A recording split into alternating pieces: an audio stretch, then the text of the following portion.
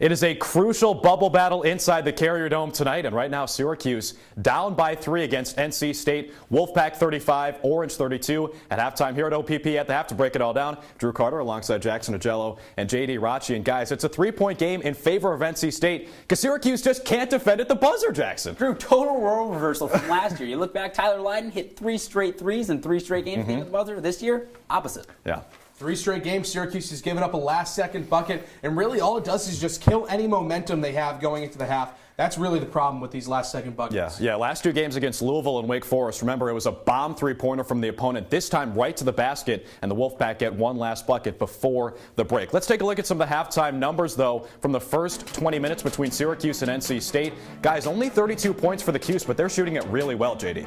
Yeah, they're knocking down open shots when they get them. They're getting open looks, but the issue is that they're just turning the ball over way too much to find any consistency on the offensive end. When the Orange has the ball, they're doing good things with it. The spacing has been nice so far. I said before the game that was the key for this one. They've done a nice job with that. They've gotten open looks. The problem is they just haven't kept the ball enough to get enough open looks. Got to have the ball to score it. Exactly. That is basketball 101 right there. And when they keep the ball, Syracuse's offense has been great. Not only does each team have 10 turnovers apiece, guys, also 20 total fouls in that first half. Just sloppy basketball all around, Jackson. Totally sloppy all around. That's why, as you look forward to this next half, Syracuse really needs to clean up in that area. I mean, obviously the fouls, part of that just comes as you look at the refs. That comes in a different game. You got to see how the game is being called. But in the end, you have to adjust as the half goes on. Syracuse, not a deep team. Got to play smart in the second half. You got to adjust to what the refs are giving you. That's the fact of the matter.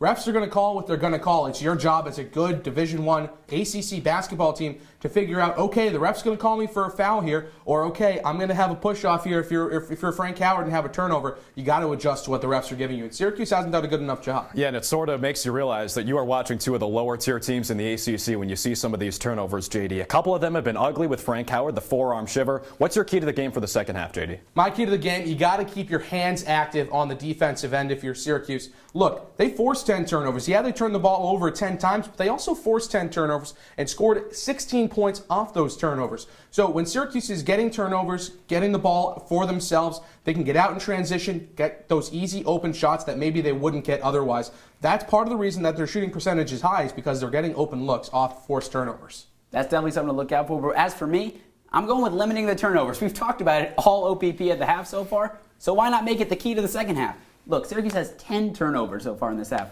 On the season, Syracuse averages 12 per game.